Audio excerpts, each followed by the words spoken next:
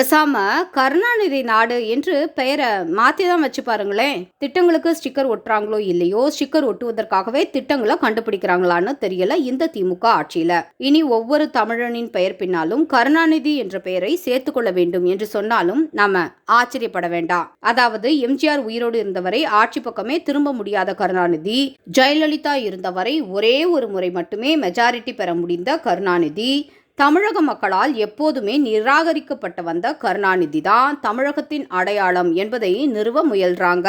உலகையே கட்டி ஆண்டு தமிழகத்தின் ஒரு மன்னர் பெயரோ, ஒரு தமிழ் மொழியில் செழுமை காத்த புலவர் பெயரோ, பாரத தேசத்தின் விடுதலைக்காக உயிர் நீத்த வீரரின் பெயரோ வைப்பதற்கு இவர்களுக்கு மனசு கிடையாது.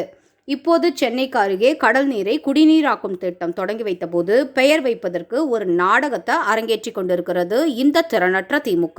ரிப்பன் கட்டிடத்திற்கு அருகே கட்டப்படும் புதிய கட்டிடத்திற்கு கருணாநிதியின் பெயரை வைக்க வேண்டும் என்று அமைச்சர் நேரு கோரிக்கை வைப்பாராம். அதை மேடையிலேயே பரிசீலனை செய்து கருணாநிதி நூற்றாண்டு நடந்து கொண்டிருப்பதால் அது கருணாநிதி நூற்றாண்டு கட்டிடம் என்று பெயர் வைக்கப்படும் என்று ஸ்டாலின் அறிவிப்பாராம். அந்த கட்டிடத்துக்கு என்ன பெயர் வைக்க போறாங்க என்று அநேகமாக ஒரு 3ஆம் கிளாஸ் குழந்தைக்கு கூட நல்லா தெரிஞ்சிருக்கும். அப்படி இருக்கும்போது எதற்காக ஒரு ஸ்டேஜ் பெர்ஃபார்மன்ஸ் செஞ்சு கொண்டிருக்காங்க என்று கொஞ்சம் கூட புரியல. தமிழக மக்கள் மறந்து போயிருந்த ஒரு வரலாற்றை நினைவுபடுத்த வேண்டிய அவசியம் இருக்கு.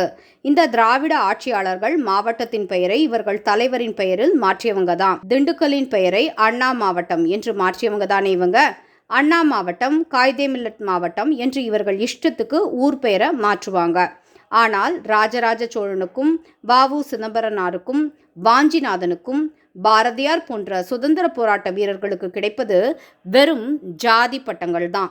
ஆனால் வட இந்திய சுதந்திர போராட்ட வீரர்களுக்கு மட்டும் முக்கியம் கிடைக்குது, நம்ம ஊர் தலைவர்களுக்கு முக்கியத்துவம் கொடுப்பதில்லை என்று வெளியில் சோக கீதம் வாசிக்க வேண்டியது இந்த திராவிட கட்சிகள் ஒழியும் நாளில்தான் இந்த விளம்பர கலாச்சாரம் ஒழியும்.